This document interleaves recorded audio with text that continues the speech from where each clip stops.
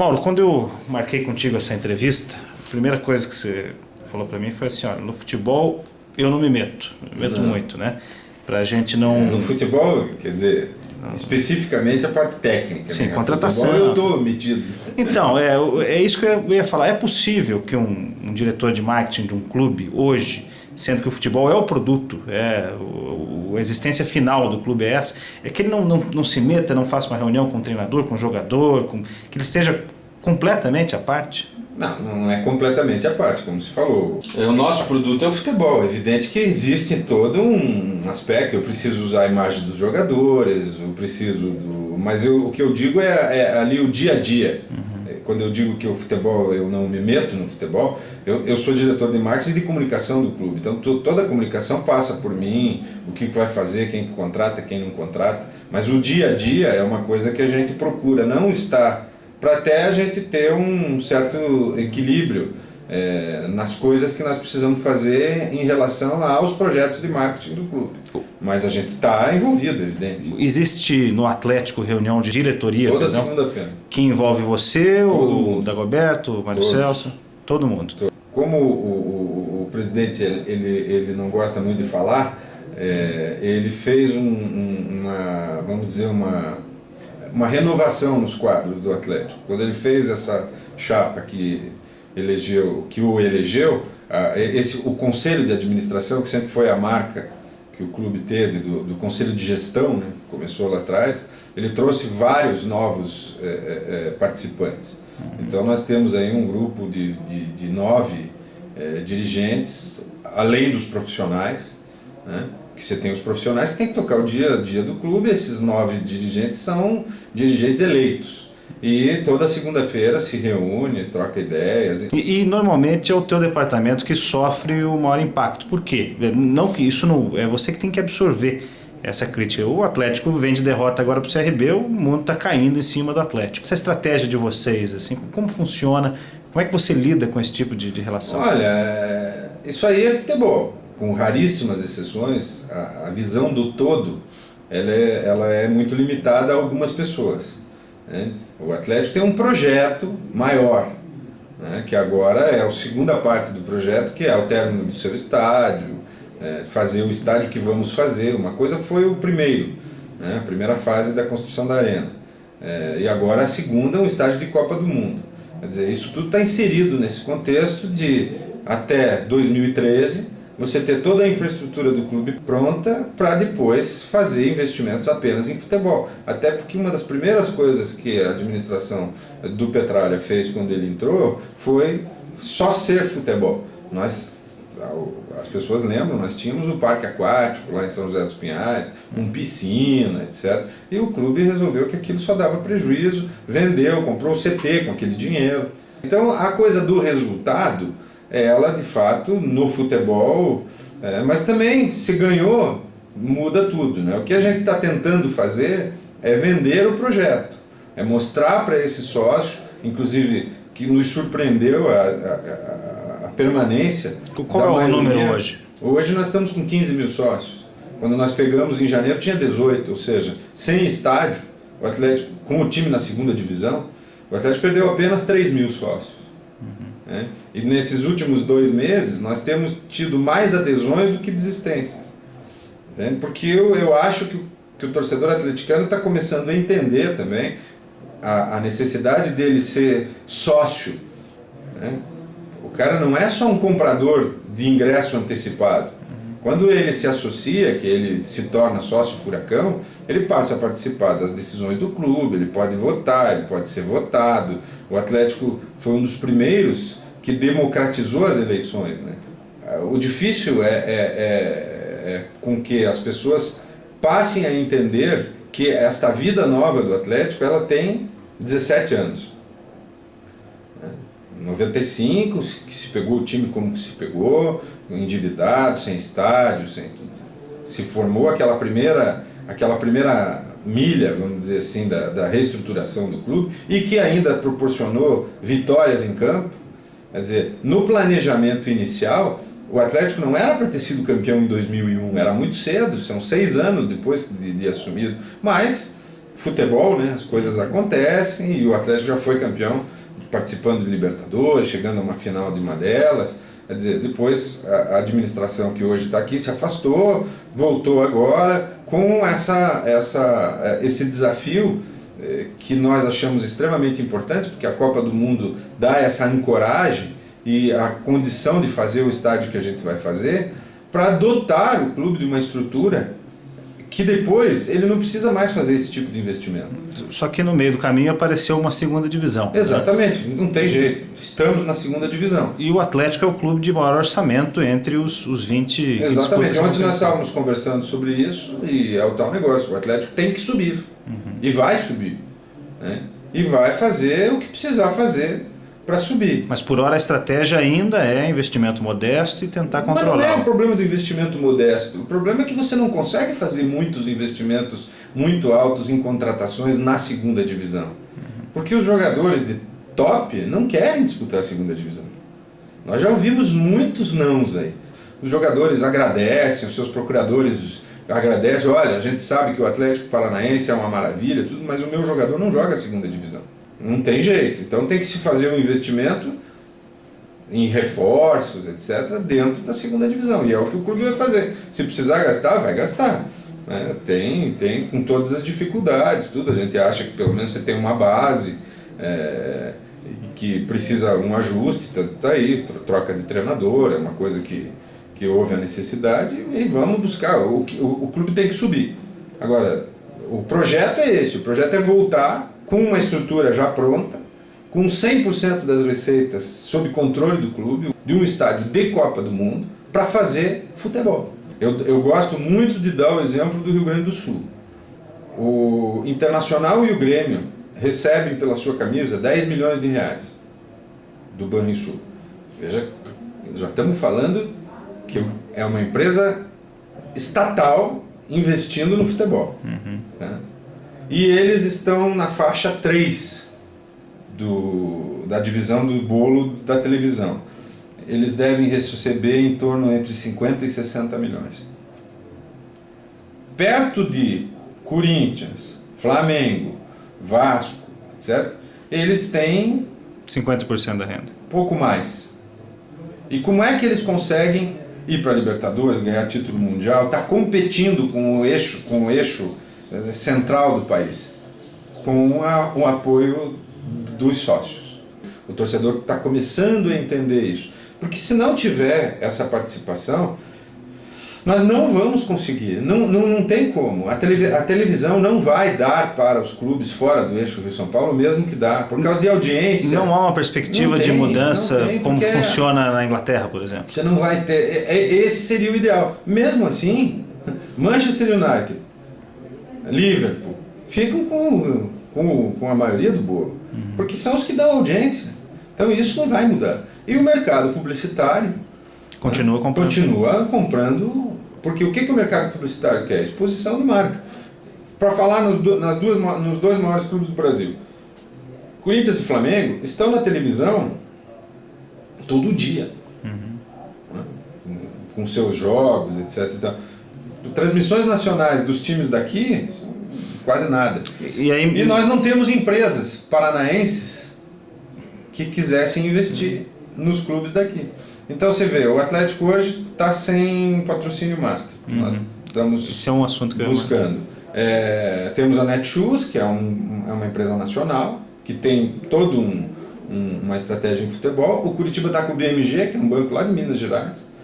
Quer dizer, as empresas daqui, primeiro que não tem muitas, e as daqui não se interessam. Não existe. O próprio dinheiro da televisão, se você comparar, eu não vou comparar com onde as emissoras são de propriedade da TV Globo, que é no caso da Bahia, etc., que ali é da TV Globo. Mas vamos comparar com laranja com laranja. A RBS é igual à RPC, é uma afiliada.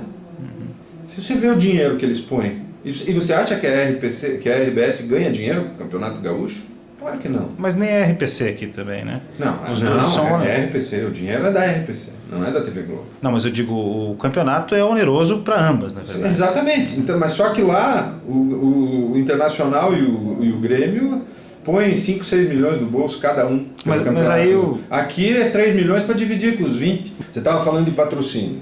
Se eu queria, porque as pessoas às vezes nos cobram, o Atlético sempre teve uma filosofia, e isso não é prepotência, muito pelo contrário.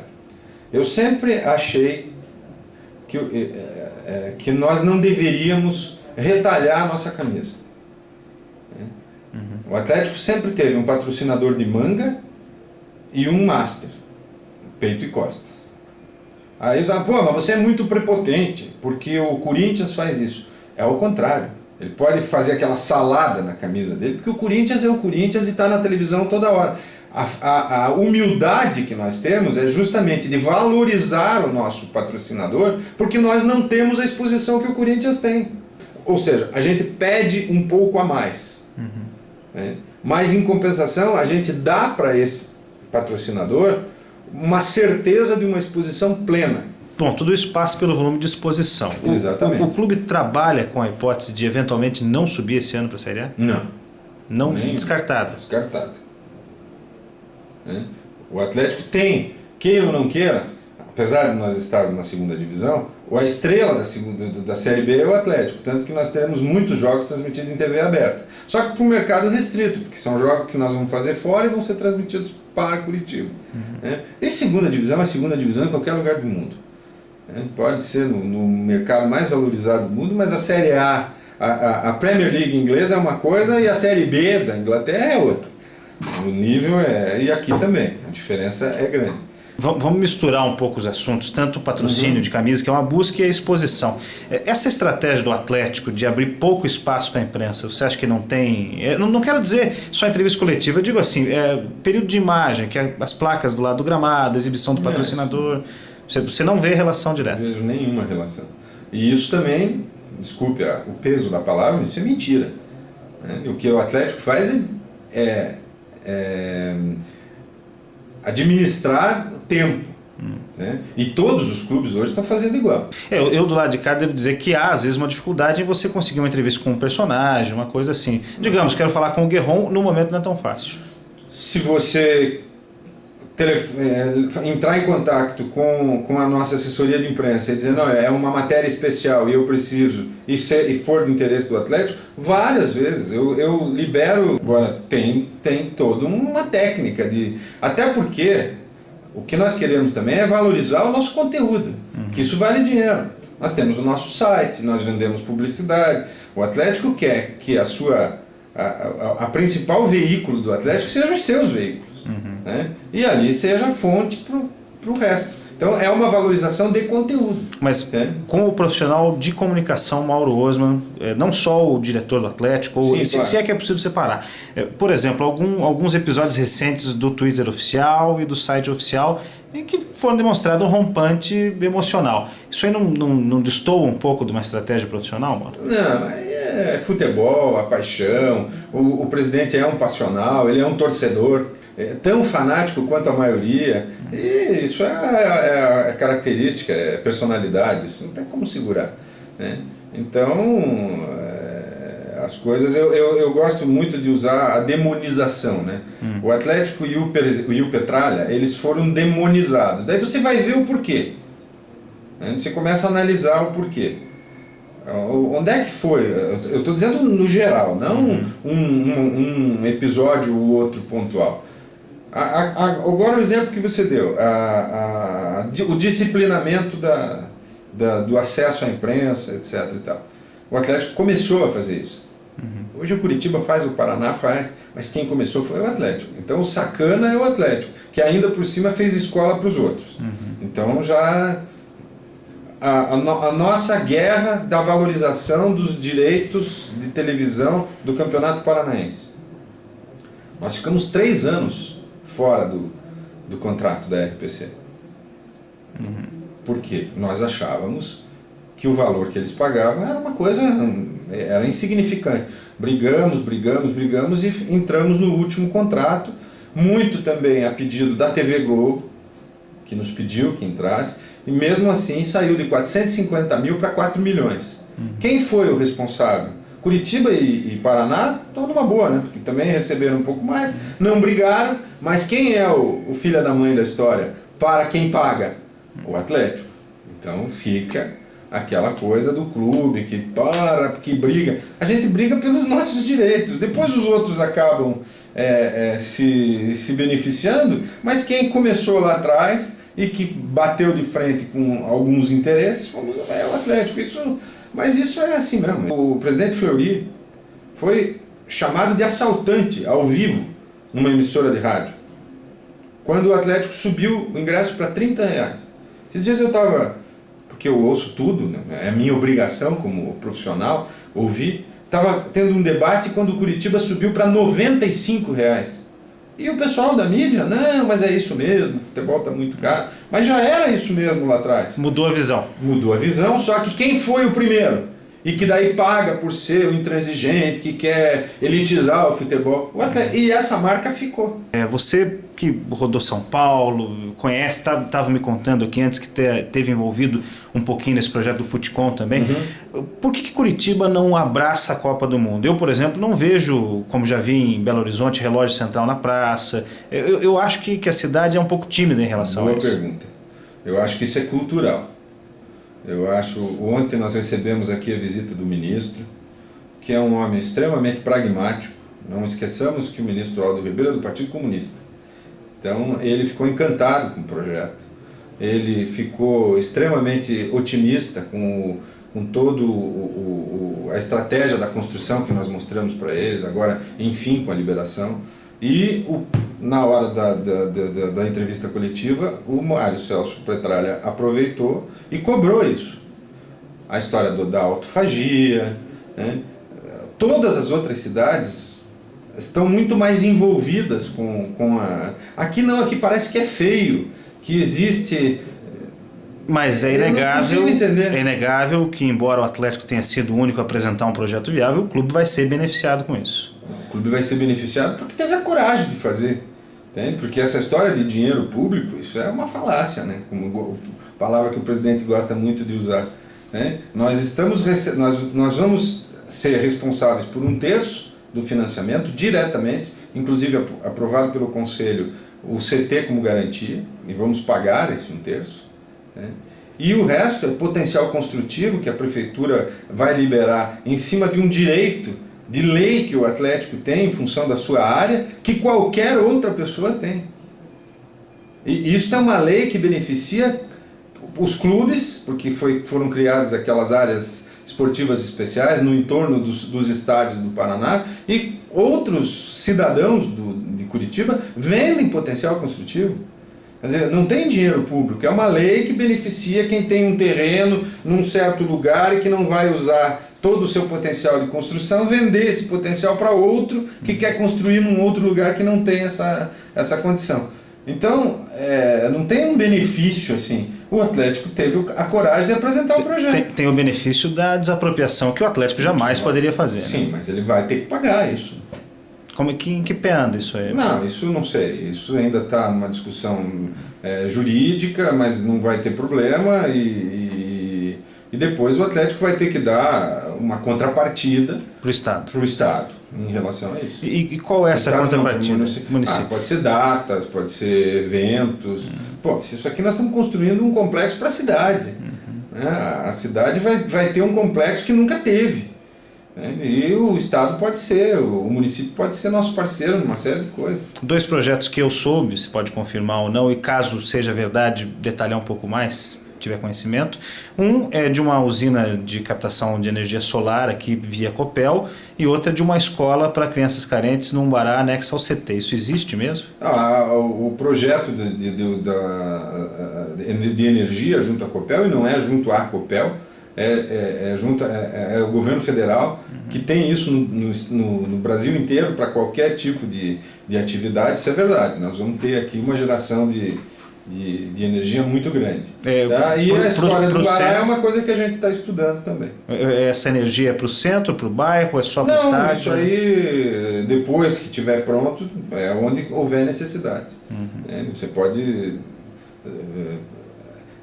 compartilhar essa energia, né? O estádio vai usar um pouco e você compartilha o que sobrava, vamos dizer, da energia com outras localidades, outros bairros que necessitem disso. E o pós-Copa?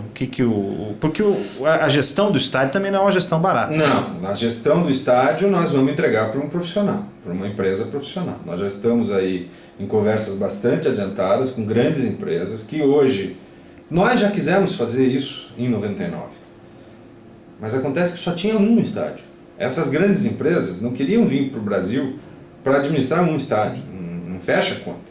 Hoje não, hoje você vai ter 12 da Copa, mais o Palmeiras, mais o Grêmio. Então você vai ter 14, 15 estádios de alto nível para que essas empresas se interessem em vir. Nós não entendemos disso, vamos dizer, no nível que se precisa, transformar de fato em multiuso, né? Porque nós vamos ter um complexo com uma série de equipamentos, de venda de alimentos e bebidas, restaurantes, e nós estamos aí buscando um gerenciador, que é gerenciador, não vamos dividir receita com ninguém. Ele vai ser remunerado em cima da receita que ele trouxer. Muito dessa receita passa também pela eficiência, pela atratividade dos campeonatos. O Paranaense não é um campeonato que hoje está movimentando muito interesse. O clube pensa ou já tem conversas, ou quem sabe até por esse novo cenário que se desenha, uma retomada de uma Copa Sul, algo assim. Olha, eu sei que é o projeto do Sub-23. Nós temos aí conversado muito com os outros clubes sobre a retomada das Copas regionais, que foi um sucesso. Eu dirigi o marketing da Copa Sul Minas em 2002, nós fizemos recursos bastante importantes na época e é muito mais atrativo para todos. Agora, isso passa pela CBF, isso precisa ser modificação do calendário, isso passa pelas federações. Nós estamos à frente de um movimento de conversa com os outros clubes que precisam fazer alguma coisa, porque também não tem mais interesse no Internacional e no Grêmio em disputar o Campeonato Gaúcho, né? Mesmo tendo esse sentimento de terra que eles têm, os mineiros disputar o Campeonato de Minas Gerais, não tem mais isso. Agora, isso passa por uma modificação muito maior, né? Que os clubes agora, que não tem mais o Clube dos 13, precisam achar uma mesa para sentar e discutir. Mas há conversa. Bastante. E a estratégia do Sub-23 para o estadual já é parte disso. Isso é uma ideia que se tem exatamente de você ter que disputar, então quem sabe uma primeira fase e depois os clubes entram ou disputa tudo com o Sub-23. Isso é uma coisa que agora o foco é o Campeonato Brasileiro e a construção da arena, e vamos ver o que vai acontecer durante esse ano. Bom, a gente está falando em conversa com os outros clubes e recentemente o episódio do Atlético precisar de um local para jogar, a CBF confirmou vários jogos em Paranaguá. É definitivo já, Mauro? Olha, nós ainda continuamos insistindo com a CBF de querermos jogar em Curitiba. Evidente que a CBF, tanto que ela não determinou toda a tabela, ela marcou 6 jogos, né? A gente acha que nós, como parceiros da CBF, teríamos o direito de jogar em Curitiba, porque nós estamos modificando um estádio para um evento que a CBF é uma das promotoras, né? Porque a CBF é a FIFA no Brasil, né? Então a gente acha ainda que é possível se fazer alguma coisa. Vamos jogar em Paranaguá, etc. e tal. Não houve a possibilidade de fazer o acordo, diferentemente do que tudo isso já está mais do que contado. Fizemos um documento, inclusive, publicado não só no site do Atlético, mas na mídia, contando todas as conversas que nós tivemos, porque isso também faz parte da demonização do presidente do clube, que ele não conversa com ninguém. Imagine, fez 800 reuniões, a última eu participei, em que nós acertamos tudo e daí nada foi... Isso com o Curitiba. Com o Curitiba. E o Paraná também, eu fiz a reunião.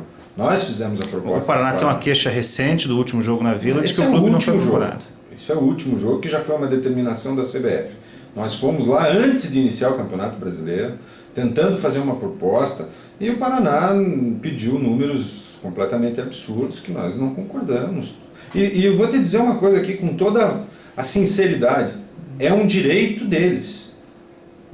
A casa é deles. Eles cobram o que querem.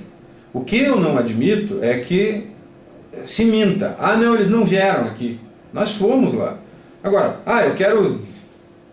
É um direito deles, o estádio é deles. Inclusive, eu lembro que depois que houve toda a confusão com o presidente do Curitiba, a gente até cobrou dele. Não também é resposta. Quando nós fomos lá fazer essa última reunião em que saiu um acordo verbal, né, ele simplesmente podia ter dito, olha, esqueça, estou fora. O que não pode é dizer que sim e depois dizer que não e ainda dizer que a gente não foi. Isso é que nos deixa assim, um pouco magoados. Mas tudo bem, isso já passou. Vamos lá tocar a nossa vida e vamos ver o que acontece.